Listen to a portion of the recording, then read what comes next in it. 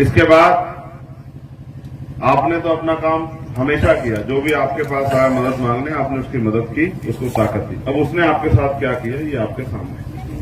मैं अपने अगर बारे में बताऊं तो 11 साल हो गए, 12 साल मुझे लड़ाई लड़ते थे।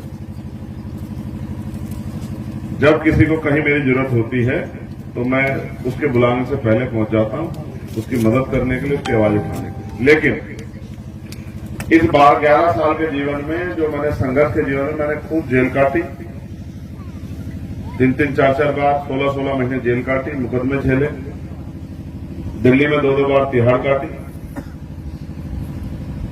भारत के किसी स्टेट की कोई जेल होगी जहां तक मैं नहीं पहुंच पाया। मैं लखनऊ भी रहा, मैं आगरा भी रहा, मैं जयपुर भी रहा, तमाम तरह से। लेकिन ये सारी मुसीबतें मैंने इसलिए काटी कि इनमें एक भी मेरा अपना मामला नहीं है, सारे मामले जनता के हैं। जब जनता पे अन्याय हुआ तो मैंने उनकी आवाज बनने का काम किया। जब मैं उनकी आवाज बना तो सरकारों ने हमें कुचलने के लिए झूठे मुकदमों का सहारा लिया। मैं इनसे थोड़ी डरता हूं, मैं तो अपने लोगों के भोलेपन से डरता हूं कि वो इतने भोले हैं, हर किसी के साथ खड़े जाते हैं, बाद में पछताते रहते हैं कि भाई ये तो नेता 5 साल हमें दिखाई नहीं गई।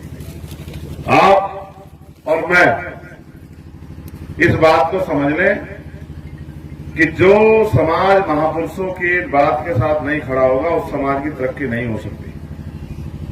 वो कोई समाज, डॉक्टर बाबा साहब अम्बेडकर हमें ये कह के गए कि शिक्षित बनो, संगठित रहो, संघर्ष करो। हम इन 3 नारों को अगर अपने जीवन में धारण कर लें तो हमें कोई भी मुसीबत नहीं आएगी। आज जो लोग शिक्षित हुए, जिन्होंने शिक्षा के रास्ते को अपनाया है, जो पढ़े लिखे हैं, डॉक्टर, इंजीनियर, IAS, IPS, वकील, जज बने हैं, पटवारी, सेक्रेटरी, पुलिस में, आर्मी में, रेलवे में गए हैं, उनके घरों के हालात बदली।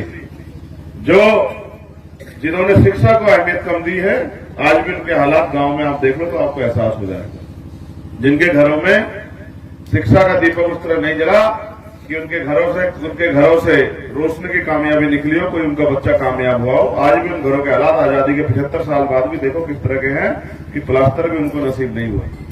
और तो और सच ये है कि बहुत बिना तमाम तरह की सुविधाओं के बिना वो लोग जी रहे हैं। और मैं गांव देहात में जाता हूं, मुझे ऐसा लगता है कि आज 2 तरह के देश हो गई हैं। एक शहरों में जो अमीरों का देश है और एक गांव में जो गरीबों का देश है, जिनके यहां जाकर लगता है गली में उतरते ही जब सड़कों से धूल उठती तो ऐसा लगता है कि खेत में आ गए।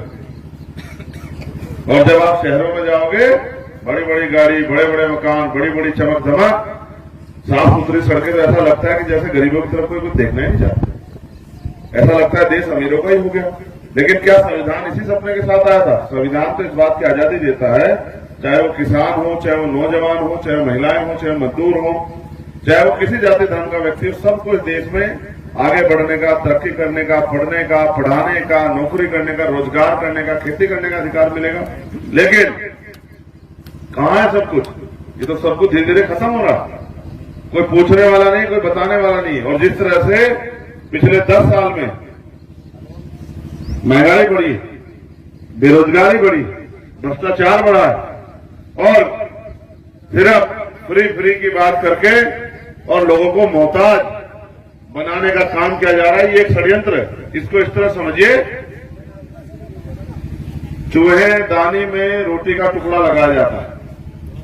इसलिए नहीं लगाया जाता कि चूहे से बड़ा प्यार है चूहेदानी के मालिक को, इसलिए लगाया जाता है कि जैसे ही वो उस टुकड़े की तरफ को बढ़ेगा वैसे ही वो फंसता जाएगा चूहेदानी में, और एक दिन ऐसा आएगा कि जैसे ही वो उसको खाने के लिए दौड़ेगा वैसे ही वो जो है चूहेदानी बंद हो जाएगी, वो उसमें कबूतर बनकर कैद होकर रह जाएगा। ये 4 किलो राशन देने वाले लोग ये क्यों नहीं कहते कि हम आपके बच्चों को रोजगार देंगे, आपके बेटे को नौकरी देंगे? नौकरी नहीं मिल रही तो सरकारी मिल रही तो प्राइवेट सेक्टर में देंगे, प्राइवेट सेक्टर नहीं मिल रहा तो इसको लोन देंगे कि अपने कोई काम कर सके, बिजनेस कर सके। हम एक एक पैसा जुटा के अपने बच्चों को पढ़ाते हैं, पढ़ाने लिखाने के बाद नौकरी देना तो काम सरकार का है, रोजगार देना तो काम सरकार का है। सब लोग गरीब अमीर थोड़ा ही है, सब लोग पे जमीनें थोड़ा ही, सब लोग धनाधीन थोड़ा ही, सब लोग कारोबार थोड़ा ही है। जो गरीब का बेटा है वो कारोबार कहां से करे, कहां से आएगा पैसे? ये तो सरकार की जिम्मेदारी है कि हर व्यक्ति को वो बराबर के अवसर दे। पहले हमारे बच्चे हर साल 5, 7, 10 बच्चे सेना में, पुलिस में, रेलवे में और मास्टरी में, कई डिपार्टमेंट में लगे जाते थे। गांव में से हर साल 5-7 लोगों का जीवन बदल जाता था, क्योंकि जिन परिवारों में नौकरी रोजगार आते थे उन्हीं की जेब में पैसे आते थे, जिनके जेब में पैसे आते थे उन्हीं के घर में परिवर्तन होता, उन्हीं घर में सुख सुविधा आती थी। तो अब कहाँ थी नौकरी? अब तो 69,000 शिक्षक भर्ती हुई, 20,000 पदों में घोटाला कर लिया। पुलिस की भर्ती आई तो आपने देखा होगा, आपके गांव में से भी नौजवानों ने पुलिस की भर्ती का फॉर्म भरा था क्या किसी ने? है? तो आपने 400 रुपए जमा किए, फिर 4, 5, 6 महीने दम लगा के मेहनत की, काम छोड़ दिया। जो छोटा मोटा रोजगार करते थे, किताब पकड़ के बैठ गए कि भाई मैं पढ़ लिखना है और हमें अपने माँ बाप की सेवा करनी है, कुछ पैसे कमाने तो नौकरी प्राप्त करनी है। आप यहां से अपने सेंटर गए, सेंटर जाके आपने पेपर दिया, पेपर देके आप खुश होते निकले कि भाई अब नौकरी मिलेगी, अब माँ को कुछ, अब जेब में पैसे आएंगे तो माँ के आंसू पूछूंगा, बहन के सपने पूरा करूंगा, भाई को कुछ दूंगा, पिताजी को जो है अब बुजुर्ग बड़ी उम्र में उनको आराम का जीवन दूंगा। लेकिन जैसे आप बाहर निकले आपको पता लगा कि पेपर लीक हो गया, तब पेपर कैंसिल हो गया, बताओ क्या करोगे? दरोगा की भर्ती में आप देखो कैसे इसी सरकार में उत्तर प्रदेश की बसों में बैठ के जो है पेपर दिए जाते, गरीब का बच्चा करे क्या? सब कुछ अमीरों का तो हो गया। और आपके क्षेत्र में है क्या? देखो, जो आप नेता चुनते हैं उसकी जिम्मेदारी है कि वो पार्लियामेंट में जाके बोले, वो पार्लियामेंट में जाके सवाल उठाए, वो पार्लियामेंट में जाके आपकी वकालत करे। क्या कि नगीना लोकसभा में भी एम्स जैसा हॉस्पिटल होना चाहिए, क्योंकि जिससे कि वहां के गरीबों को भी कम दामों पर बेहतर से बेहतर इलाज मिले, जिससे उनकी जीवन रक्षा हो सके। 15 साल में आपने किसी नेता के मुंह से सुना पार्लियामेंट में, जिसको आपने वोट देके भेजा? क्या आपको नहीं लगता? क्या बताओ, ईमानदार से बताओ, क्या आपको एम्स जैसे हॉस्पिटल की जरूरत नहीं है? बताओ, हाथ उठा बताओ, है या नहीं है? जैसे आप इस तरह से हाथ उठा रहे, ऐसे आपका नेता वहां जाके जबान मोबिल चलाते। भाई जिसकी समस्या है वही तो बोलेगा, भाई जिसको तकलीफ होगी, दर्द होगा, वही तो दवा लेगा। अगर आपको कोई बीमारी नहीं है और मैं आपसे कहूं दवा ले लो तो लोगे क्या? तो आपने अपना काम वोट देकर कर दिया, बाकी काम आपके नेता का है कि वो आपके क्षेत्र की समस्याओं को समझे। मुझे तो महापुरुषों के आशीर्वाद से मेरी खूब पहचान है। यही नहीं, प्रदेश के स्तर पे भी, देश के स्तर पे भी मुझे सारे कर्मचारी अधिकारी जानते हैं। मैं तो जिस दफ्तर में बैठ जाऊंगा, जिस काम के लिए, उसको करवा के छोड़ूंगा किसी भी कीमत पे, खाली हाथ नहीं उठ जाऊंगा। मैं तो इतनी ताकत रखता हूं। लेकिन आप ये बताओ, आपके पढ़े लिखे नौजवान बच्चे बेरोजगार घूम रहे हैं, बहन बेटियां। जब हरिद्वार देखा आपने, कितनी दूर है यहाँ से? रोशनाबाद देखिए एक जगह वहां, किस लिए फेमस है रोशनाबाद? किसके फेमस है?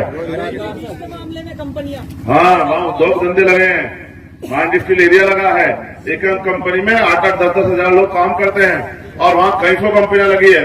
सोचो आपके यहाँ 100 कंपनियां लग जाए तो 10 लाख बच्चों को रोजगार मिलेगा। लेकिन आपके नेताओं को कहाँ पता है कि इन बच्चों को रोजगार की जरूरत है? पढ़ लिख के जो माँ बाप ने खून पुलिस लगाकर वो कर दिए।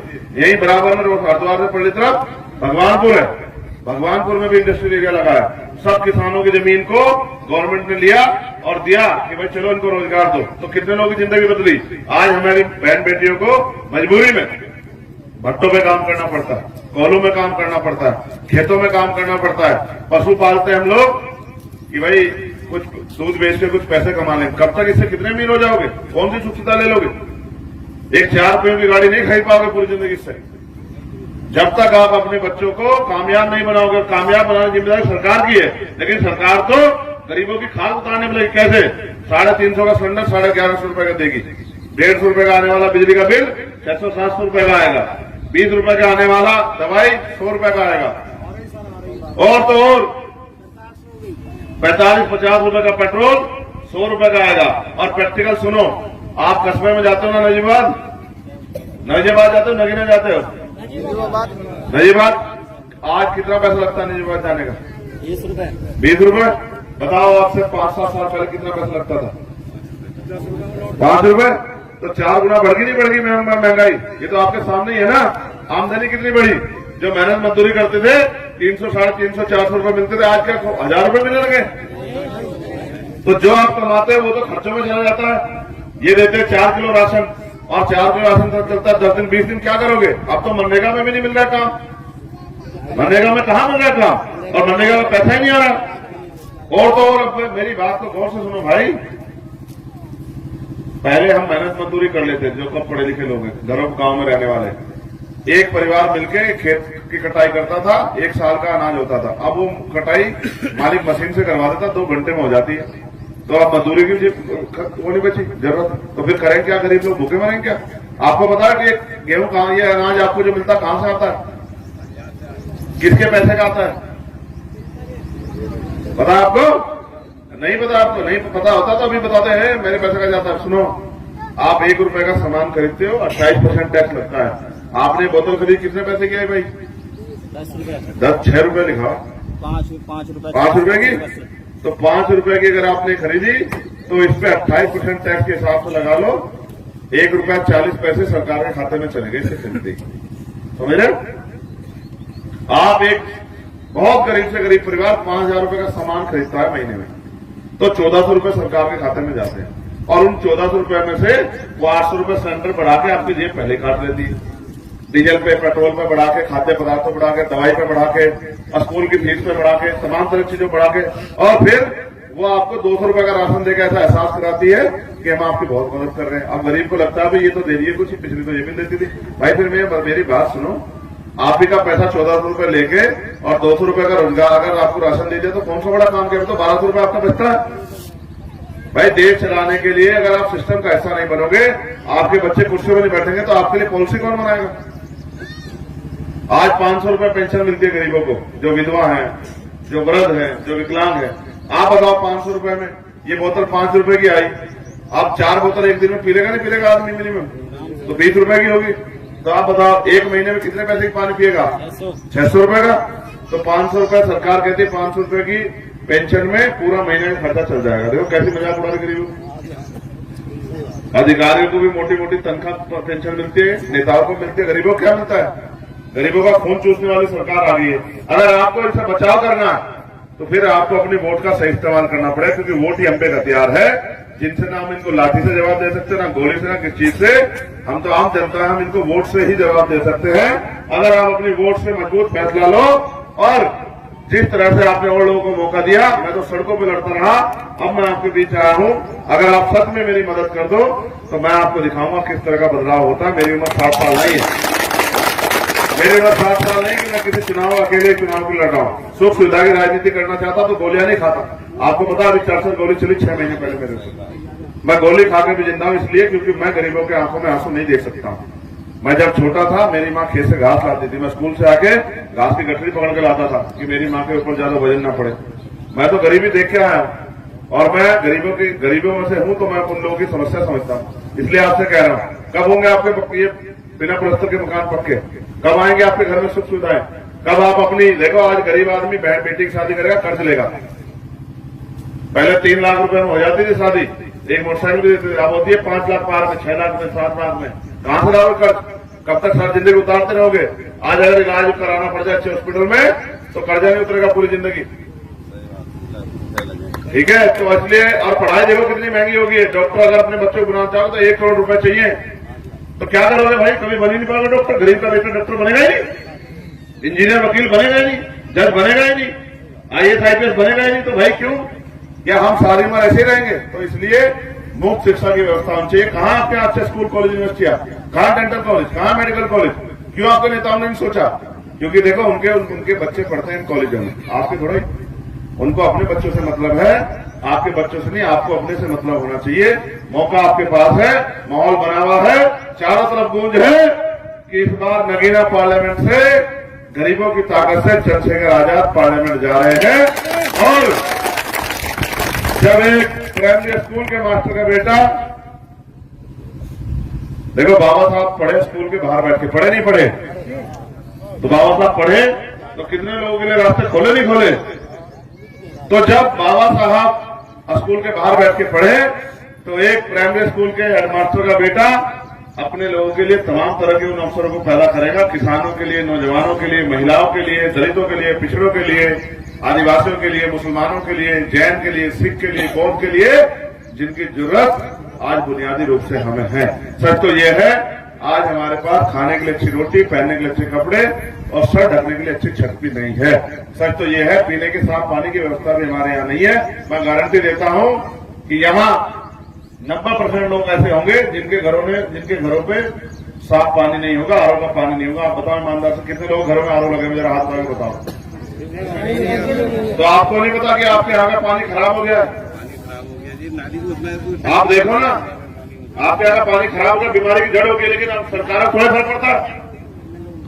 सरकारों को फर्क नहीं पड़ता। इसलिए मैं आपसे कह रहा हूं, जब सरकारों को आपके लिए फर्क नहीं पड़ता तो आप अपने बारे में कुछ सोचो, ठीक है।